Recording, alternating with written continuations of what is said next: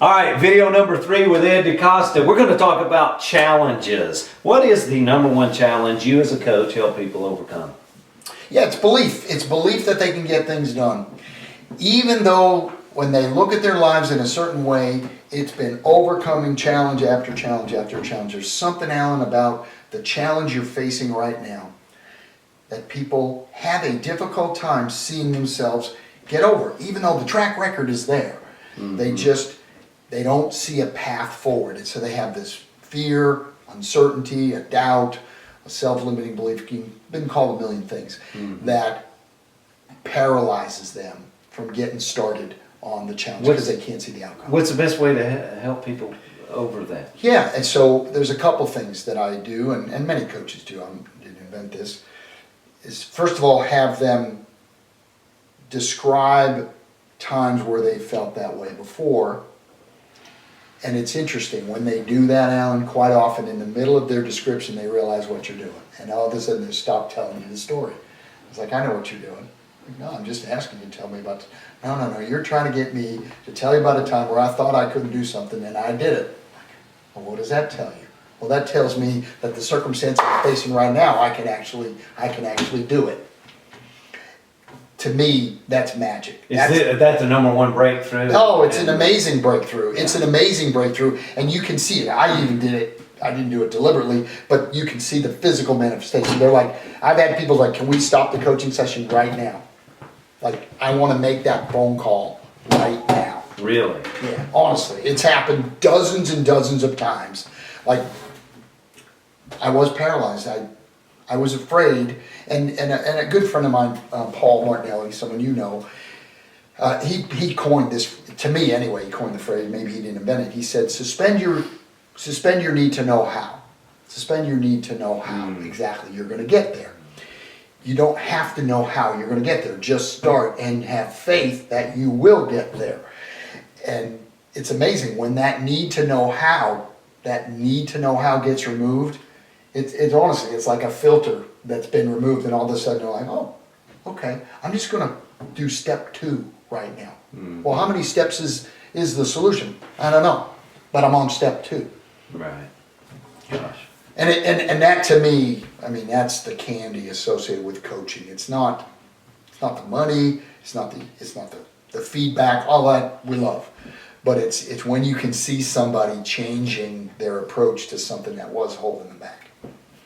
What's the difference that you can, so here's a question. What on, we'll edit this out, but let's see, what was the failure question, right? We worded it, I can't read this looking back.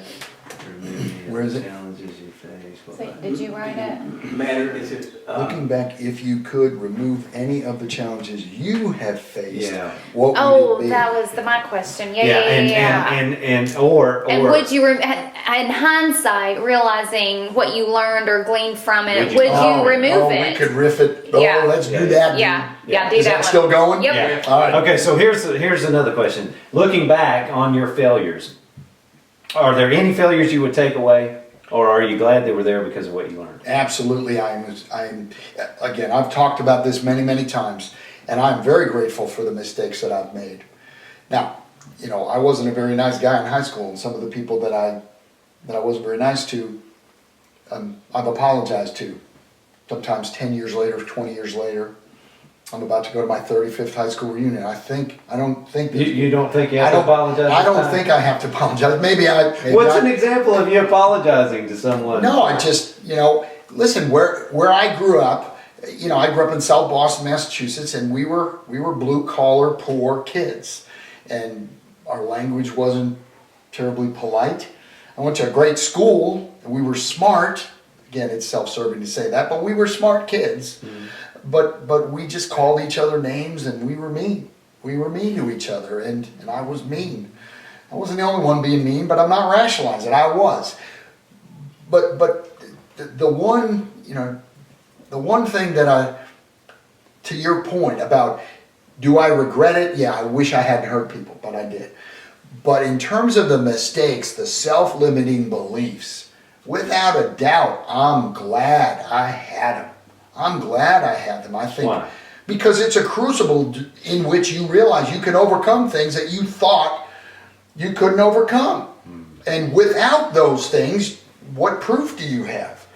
And I ask people all the time, tell me about a time where you thought you couldn't get through something. And it's not something that's top of mind for them, but once they go into their database and they get it, they realize that life is a series of overcoming challenges. So again, what's a limited belief that you personally? No. You know, I was poor. You know, we were poor. My father died when I was 14, and my mother, we shopped at essentially Goodwill. It was called the Morgan Memorial in South Boston. So we didn't have the kind of clothes other kids did. I was around a lot of poor people, but there were some kids that weren't as poor as we were, and so we didn't have anything. And I remember even when I graduated from high school and graduated from college and I went to Texas, I remember distinctly thinking that if these people knew who I was and where I came from, they would not like me. They wouldn't like me, they wouldn't trust me, they wouldn't believe me, they would judge me. And I'm talking about in my 20s, and I remember trying to change, trying to be a different person. And you can't be a different person. You bottle yourself up. Sure. And I was about to explode. And then I realized, you know what, just be yourself. Just be yourself. And some people are going to like it. Some people aren't going to like it, and that's just okay. You know, when you talk about those limiting beliefs, I had one in school. Thinking about this, I couldn't read well, and I kind of got passed over. And I remember when I went to get my pilot's license, I did that out of growth because I had learned to read, and I thought, you know what, I'm going to go take this test. I didn't test well because I couldn't read well, and I was afraid. I had a limited belief that I won't pass the test. Exactly. And so once I learned to read, I overcame that challenge, and so that was one of my examples, overcoming that, to your point, of and it gave me more confidence to go farther, to keep taking those next steps. Alan, listen, we live in metaphors, right? I know you do, I do. We like to, this is kind of like that. And you can get, if A is kind of like B, and they understand A, then they can understand B. You think about resistance training. Resistance training, when you're exercising, you know, you perspire because your heart is pumping because you're resisting things. Well, very similarly in life, you have this belief that, and this experience, it was real, that I presently struggle with reading. It's not I can't read, I presently struggle with it. Right. It was that resistance that most likely, I wasn't there, but it inspired you, maybe irritated you, maybe angered you, motivated you, that come hell or high water, I'm gonna get a pilot's license. Yeah. Even though that little voice in your head was probably still chirping, okay? Yeah. Oh. But if not for it, you might not have been motivated to do it. Sure. So sure. Thank God for the self-limiting belief. Well, that's exactly right. You know, I showed you a picture earlier today, and you when you came to Inside Track, we climbed those two poles, right? Competition, 41 feet, we jumped off of, and then I showed you remember? It's scary. Is it scary? It was. It was. But I showed you a picture of a big lady. Yes. That climbed the pole, that overcame the challenge, overcame the fear, and then I gave you the testimony of her success in that, and how much of a breakthrough that is. So let me ask you, as far as challenges go, experiential learning, how important is it? How can it help make things stick? I think it's all the difference in the world. It's interesting. Before I'd had that experience with you guys, I thought that I helped people experientially learn, because we would have them talk about a time where they overcame something, and then apply that same learning and really feel it. And I would say swim around it and close your eyes. And, you know, so we're doing a lot of visioning, and I'm not mocking it. No, it's good. It looks like I'm mocking it now, and I'm not, and I'm honoring it.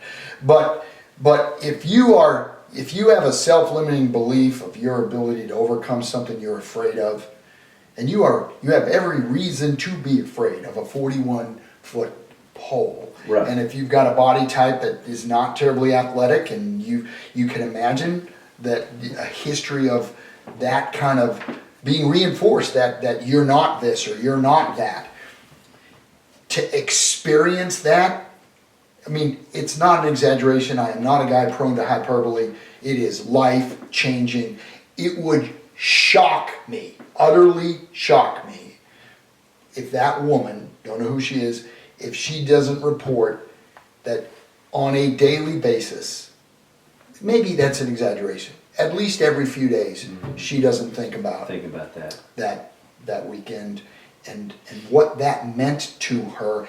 And notwithstanding, as you shared with me, the other people, the young people that were around there that were encouraging her, and she inspired them, I'm sure, as well. There were so many takeaways in that moment. Here she was going up that pole, struggling, didn't think she could do it, told the people she couldn't do it, and they rallied around her, encouraged her, and before we knew it, she was on top of that visibly. Yeah. I'm getting goosebumps. Unbelievable. Just thinking about it, and I wasn't even there. So life's full of challenges, and if we learn from them, we benefit. But not everybody learns from challenges and failure. Why? Yeah. Well, because our culture, and again, I sound like a bitter old man, which I'm not. I'm not bitter. I'm not that old. I am a man. Our culture tells you it's not your fault. To play the blame game, it's the government's fault. It's George Bush's fault. It's Barack Obama's fault. I mean, the world wants you to feel beholden to other people, that you're not responsible for your results. And if you have great results, it's because other people enabled you, which I agree with, but you did the work. But if you didn't get results, it's just okay. It's okay, you didn't have the chance. And I just reject that. I really reject it. And I think it's a poison that gets into people's minds and their hearts, and they just can't see another way. Jim Rohn, one of my favorite authors and speakers, he talks about the 97% of people that are sleepwalking their way through life. And the 3% that are literally living consciously and intentionally and deliberately. And part of me, you can edit this out, but this is earlier this year. I flew on a red eye, and I landed in my home airport, and I was just walking to my car, and I had a deadline. I had to get home. It was a Saturday morning in an airport. Very few people in the airport, and the path to the cars have these people movers, horizontal people movers that are moving at like 1 mile an hour.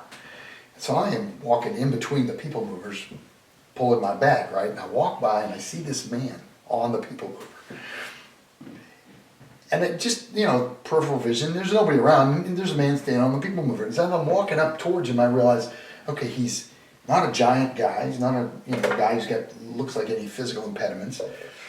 He's not on the phone. He's not carrying 7 bags. He's just standing there on the people mover with the bag. And I literally looked over into the people mover to look, because he looked, and I came that close to giving this man a free workshop, okay, on how he was the living example of Jim Rohn's 97%. Like, why?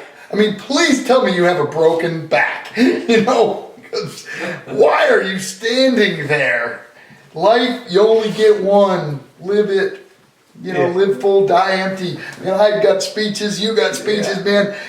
I want to be in the 3%. I just want to be in the 3%. I want to know who's in the 3% of the 3%. I want to know where those 1%. Yes, that's what I want. And so 1%ers, they look at challenges obviously in a different way, go through those challenges and learn from those challenges, and that's the takeaway. Well, it's the parable of the talents, man. You were given these talents for a reason. Don't bury them.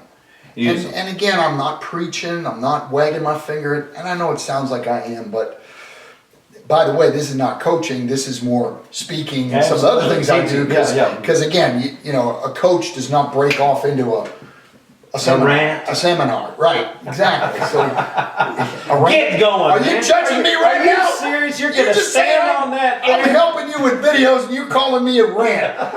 Ed said while You gotta ranting. call them out. Let me give you mine, this is not a rant. Let me give you some, answer this quickly now. Look, truck or car?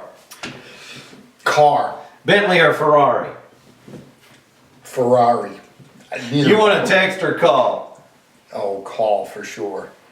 You like a home cooked meal or a 5-star meal? Are you kidding me? Home cooked meal. I married a woman who can cook.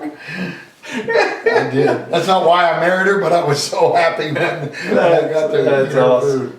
That's awesome. Okay, good stuff. Great All stuff right. on challenges. Awesome.